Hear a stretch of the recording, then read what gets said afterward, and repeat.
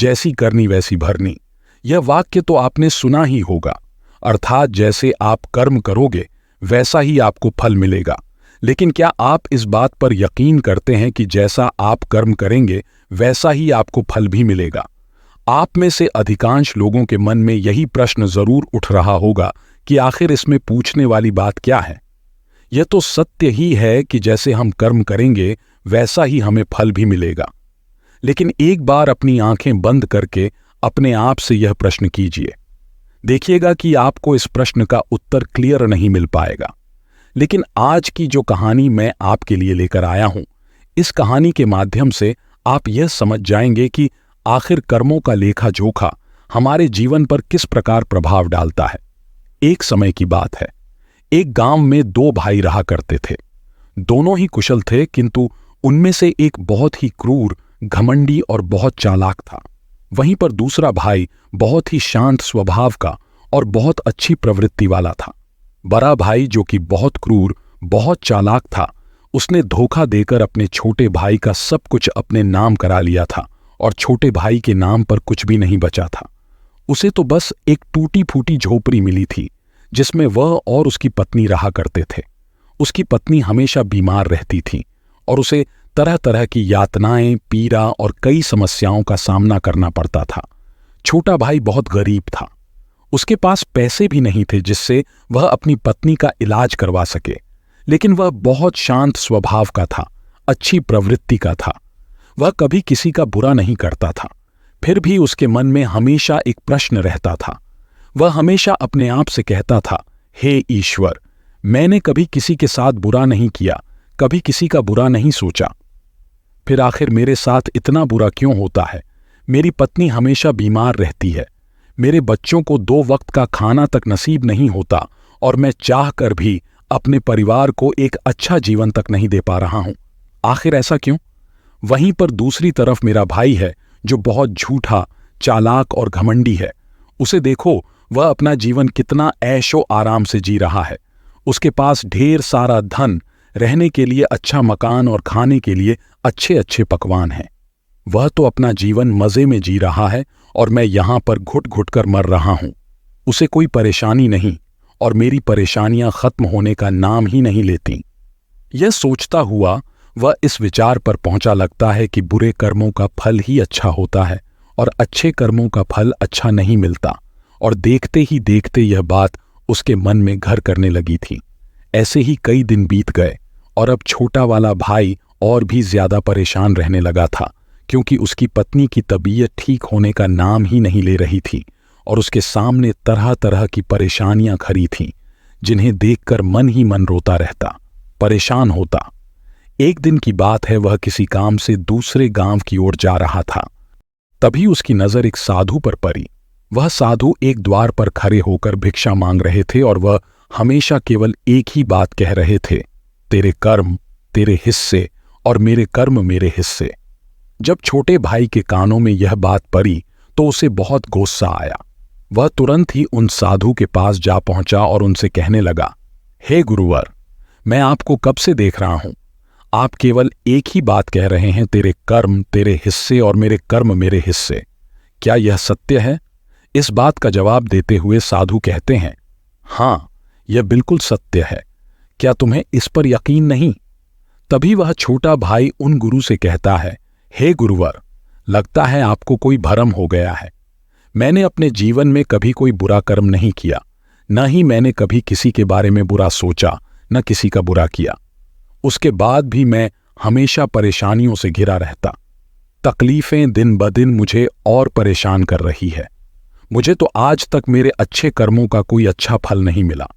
फिर आप यह कैसे कह सकते हैं कि अच्छे कर्मों का फल अच्छा मिलता है? मेरी पत्नी हमेशा बीमार रहती है और मेरे घर में खाने तक के लिए पैसे तक नहीं है। यहां तक कि मेरे बच्चे भी भूखे रह जाते हैं और फिर भी आप कहते हैं कि अच्छे कर्मों के फल अच्छे मिलते हैं। तभी ही शांत स्वभाव से उस व्यक्ति से कहते हैं, लगता है परिस्थितियों ने तुम पर बहुत गहरा प्रभाव डाला है। ऐसा प्रतीत हो रहा है कि तुम परिस्थितियों के आगे हार मान चुकी हो और इन कठिन परिस्थितियों ने तुम्हारी सोच को भी बदल दिया है। इसी कारण तुम ऐसा कह रहे हो। इस पर व्यक्ति कहता है, अरे जाओ जाओ, ऐसा लगता है कि खुद परिस्थितियों से हार कर दूसरे के घर भिक्षा मांगकर भोजन ग्रहण कर रहे हो और मुझे कहते हो कि मैंने परिस्थिति के सामने हार मान ली है। मुझे आपका यह फालतू बातें नहीं सुना जा रहा। तभी उसे रोकते हुए साधु ने उस व्यक्ति से कहा, ठीक है, तुम चले जाओ, लेकिन उससे पहले मेरा एक काम कर दो। पर वह कहता है, अरे मैं कोई काम नहीं करने वाला, मैं तो जा रहा हूं। तभी वह साधु कहते हैं, बेटा, मैं जानता हूं तुम्हारे मन में क्या प्रश्न है। तुम इस बात से परेशान हो कि तुमने अच्छे कर्म की और उसके बाद भी तुम्हें अच्छे फल नहीं प्राप्त हो रहे। लेकिन क्या तुम इस प्रश्न का जवाब नहीं जानना चाहते? क्या तुम यह नहीं जानना चाहते कि तुम्हारे साथ ऐसा क्यों हो रहा है? यह सुनकर वह इंसान कुछ देर के लिए मौन हो गया और कुछ देर सोच विचार करने के बाद वह कहता है, अच्छा ठीक है, बताइए मुझे क्या करना होगा। तभी वह साधु उस व्यक्ति से कहते हैं, मेरा बस एक छोटा सा काम कर दो। कल सुबह सुबह तुम मेरे लिए कुछ फल लेकर मेरे आश्रम आ जाना, और जब तुम वहां पर आओगे तो मैं तुम्हें तुम्हारे प्रश्न का उत्तर तुम्हें दे दूंगा और तुम्हें यह भी समझ में आ जाएगा कि तुम्हारे साथ ही ऐसा क्यों हुआ। इतना कहकर साधु अपना भिक्षा पात्र लेकर वहां से अपने आश्रम की ओर चल दिए। लेकिन वह व्यक्ति कुछ देर के लिए वहीं पर खड़ा रह गया और यह सोचने लगा कि क्या उसे फल लेकर गुरु के आश्रम जाना चाहिए या नहीं। यही सोचता हुआ वह घर लौट आया। रात भर उसके मन में केवल यही प्रश्न था, मैं उनके पास फल लेकर जाऊं या न जाऊं। देखते ही देखते सुबह होने लगी और अब उसने यह तय किया कि वह फल लेकर उन गुरु के आश्रम जरूर जाएगा। वह घर से निकलता है और कुछ फल खरीदता है, जिसे लेकर वह उन गुरु के आश्रम की ओर चल पड़ता है। उनका आश्रम थोड़ी दूर पर ही था और उनके आश्रम का रास्ता पास के जंगल से होकर गुजरता था, इसलिए उस रास्ते पर कोई हलचल भी नहीं होती थी और जगह जगह पर बंदर दिखाई दे रहे थे। जब वह फल लेकर गुरु के आश्रम जा रहा था, तभी उन बंदरों को देखकर उसके मन में यह विचार उठता है कि क्यों न यह फल इन बंदरों को खिला दें। लेकिन तभी उसे याद आता है कि उन गुरु ने उसे वह फल आश्रम लाने को कहा है, इसीलिए वह जैसे तैसे अपने मन को मनाकर उन गुरु के आश्रम की ओर चल पड़ता है और देखते ही देखते कुछ देर में गुरु के आश्रम पहुंच जाता है। वह उनसे कहता है, यह देखिए, मैं आ गया और जैसा कि आपने कहा था कुछ फल लाने के लिए वह भी मैं लेकर आया हूं। अब तो मुझे बता दीजिए कि आखिर मेरे साथ ही ऐसा क्यों होता है। तभी साधु मुस्कुराते हुए व्यक्ति किसे कहते हैं, बताता हूं, लेकिन उससे पहले तुम मेरे एक प्रश्न का उत्तर दो। तभी वह व्यक्ति कहता है, कौन सा प्रश्न? तभी साधु कहते हैं, जब तुम मेरी आश्रम की ओर आ रहे थे और तुम्हारे मन में जब यह विचार था कि तुम यह फल उन बंदर को खिला दो, तो तुमने ऐसा क्यों नहीं किया? यह सुन वह व्यक्ति बड़ा आश्चर्यचकित हुआ। उसे यह समझ नहीं आ रहा था क्या आखिर जो विचार उसके मन में उठा था वह उन साधु को कैसे पता चला। तभी वह व्यक्ति दोनों हाथ जोड़कर उन साधुओं से कहता है, हे गुरुवर, यह बात तो मेरे मन में थी, किंतु आपको कैसे पता चली कि मैं बंदरों को फल खिलाना चाहता था? तभी वह साधु मुस्कुराते हुए उस व्यक्ति से कहते हैं, बेटा, जरूरी यह नहीं कि मुझे यह बात कैसे पता चली, जरूरी तो यह है कि तुमने उन बंदरों को यह फल क्यों नहीं खिलाया। वह व्यक्ति कुछ देर के लिए सोच में पड़ गया और घबराते हुए उन साधु को जवाब दिया, क्योंकि आपने मुझे यह फल आपके पास लाने के लिए कहा था। तभी साधु से कहते हैं, बेटा, जिस तरह से एक बछड़ा हजारों गायों में से भी अपनी मां को ढूंढ ही लेता है, ठीक उसी प्रकार कर्मकर्ता को ढूंढ ही निकालता है। जैसे कि यह कर्म मेरे हाथों से ही लिखा था कि मैं ही इन बंदरों को यह फल खिलाऊंगा, इसलिए तुम यह फल उन बंदरों को न खिला सके और यह फल तुम मेरे पास लेकर आए। इतना कहकर साधु फल उन बंदरों को खिलाना शुरू कर दिया, लेकिन वह व्यक्ति अब तक उन साधु की बात का मतलब नहीं समझ पाया था। वह साधु से कहता है, हे गुरुवर, आप क्या कहना चाहते हैं? मुझे आपकी बात कुछ समझ नहीं आई, कृपया करके मुझे साफ और स्पष्ट तौर पर समझाएं। साधु उस व्यक्ति से कहते हैं, हम मनुष्यों को हमेशा से यही लगता है कि हम ही करता है और हम ही कर्म करते हैं, लेकिन वास्तविकता तो कुछ और ही है। यहां पर समझने वाली बात यह है कि कर्म हमारा चुनाव खुद करता है, हम कर्म का चुनाव नहीं करते। यदि आप किसी काम को करने के योग्य हैं तो कर्म आपको लाखों लोगों की भीड़ में से भी ढूंढकर निकाल ही लेता है। इसलिए जरूरी यह है कि कर्म करने पर नहीं बल्कि योग्य बनने पर ध्यान दो। यदि तुम्हारा पूरा ध्यान केवल कर्म करने पर होगा तो तुम कभी भी योग्य नहीं बन पाओगे और कभी भी कर्म तुम्हारा चुनाव ही नहीं करेगा। इस पर वह कहता है, हे गुरुवर, योग्य बनने से आपका क्या मतलब है? आपका कहना है कि क्या मैं अपने परिवार का पालन पोषण नहीं कर सकता? तभी वह साधु उस व्यक्ति से कहते हैं, नहीं नहीं, मेरे कहने का अर्थ यह नहीं है।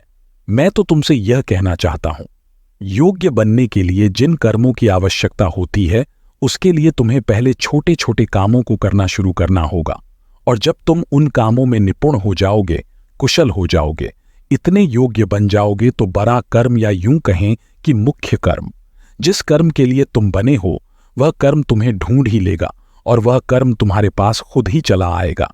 उदाहरण के तौर पर तुम इन बंदरों को ही देख सकते हो। ये बंदर जब छोटे होते हैं तब से ही यह पैरों पर चढ़ना सीखते हैं, गुलाटी लगाना सीखते हैं, दौड़ना सीखते हैं, छलांग लगाते हैं। शुरू शुरू में इन्हें तकलीफ होती है, ये कभी गिर जाते हैं तो कभी चोट भी लगती है, लेकिन धीरे धीरे यह उन कामों में निपुण हो जाते हैं, कुशल हो जाते हैं और उसके बाद इनका भोजन इन तक स्वयं ही पहुंच जाता है। इसीलिए अपनी रोजमर्रा की जिंदगी में भी छोटे छोटे कर्म करते रहो, और जब तुम उन कर्मों से अपने आप को उस योग्य बना लोगे तो बड़ा लक्ष्य तुम तक खुद चला आएगा और तुम किसी भी बड़े लक्ष्य को प्राप्त कर सकोगे। आगे साधु उस व्यक्ति से कहते हैं, और यदि तुम योग्य बनने के लिए कर्म करोगे ही नहीं तो दूसरे लोगों के कर्म भी तुम पर हावी होने लगेंगे, तुम्हारे जीवन को प्रभावित करने लगेंगे। उदाहरण के लिए तुम्हारी पत्नी को ही ले लो। तुम्हारी पत्नी कई दिनों से बीमार है और उसकी तबीयत ठीक ही नहीं हो रही, और तुम यह सोचते हो कि पता नहीं तुम्हें किन कर्मों की सजा मिल रही है। तुम अपने आप को अभागा समझते हो, असहाय महसूस करते हो, लेकिन वास्तविकता तो कुछ और ही है। तुम्हें यहां पर यह समझने की आवश्यकता है कि तुम्हारी पत्नी बीमार अपने कर्मों से है, न कि तुम्हारे कर्मों से। हो सकता है कि तुम्हारी पत्नी ने अतीत में ऐसा कोई कर्म किया हो जिसकी सजा वह आज भुगत रही है, और तुम्हारी पत्नी के कर्मों के कारण ही तुम्हें भी दुख झेलना पड़ रहा है, तकलीफ उठानी पड़ रही है, परेशानी का सामना करना पड़ रहा है। कारण है कि तुम अपनी पत्नी के कारण आज दुखों में डूबे हुए हो, किंतु अब तक कुछ भी नहीं बिगड़ा। यदि तुम अब भी योग्य बन जाओ तो दूसरों के कर्म तुम्हें कभी भी प्रभावित नहीं कर पाएंगे। आगे साधु उस युवक को चेतावनी देते हुए कहते हैं, मेरी एक बात हमेशा याद रखना, तुम्हें वह नहीं मिलता जो तुम चाहते हो, बल्कि तुम्हें वह मिलता है जिसके तुम योग्य हो। इसलिए कर्म करने से ज्यादा योग्य बनने पर ध्यान दो, अपनी योग्यता बढ़ाओ। केवल कर्म का फल पाने के लिए कर्म मत करो और फिर तुम कभी भी इन परेशानियों से निकल नहीं पाओगे। तभी व्यक्ति उन साधु के आगे दोनों हाथ जोड़कर उनसे कहता है, आप हमेशा योग्य बनने की बात कर रहे हैं, किंतु आप यह नहीं बता रहे हैं कि मैं अपनी योग्यता को किस तरह से बढ़ाऊं ताकि मेरा मुख्य कर्म मुझे ढूंढ ले। तभी साधु उस व्यक्ति से कहते हैं, यह तो बड़ा ही सरल है, फिर भी लोगों के लिए यह बहुत कठिन हो जाता है। सबसे पहला उपाय यह है कि जो भी कर्म तुम कर रहे हो उस कर्म को करके भूल जाओ, अर्थात योग्य बनने के लिए जो भी कर्म तुम कर रहे हो उसे याद न रखो, उसे भूल जाओ। ये मत सोचो कि जो तुमने कर्म किया है उसका फल तुम्हें कब और क्या मिलेगा। इसीलिए तो कहा जाता है कि कर्म करो, फल की चिंता मत करो। यदि तुम्हारा मन हमेशा फल की चिंता में ही लगा रहेगा तो इसका अर्थ यह हुआ कि तुमने वास्तविक तौर पर कोई कर्म किया ही नहीं, और हम में से अधिकांश लोग यही गलती करते हैं। उन्हें लगता है कि वह एक अच्छा कर्म कर रहे हैं जिसका फल भी उन्हें अच्छा ही मिलेगा। उनका सारा ध्यान केवल फल पर होता है और यही कारण है कि वह अधिकांश तक दुखी होते हैं, क्योंकि जब उन्हें फल नहीं मिल पाता, या फिर यूं कहें कि जब उन्हें अपने मनवांछित फल नहीं मिल पाता तो उनके मन को ठेस पहुंचती है और वे लोग दुखी रहने लगते हैं, परेशान रहने लगते हैं और हमेशा यही सोचते हैं कि मैंने तो अच्छे कर्म किए थे, फिर भी मुझे अच्छे फल क्यों नहीं मिल रहे। मेरे दोस्तों, अगर आपको ये वीडियो पसंद आया तो please channel subscribe, like and share जरूर करें। मिलते हैं अगले वीडियो में।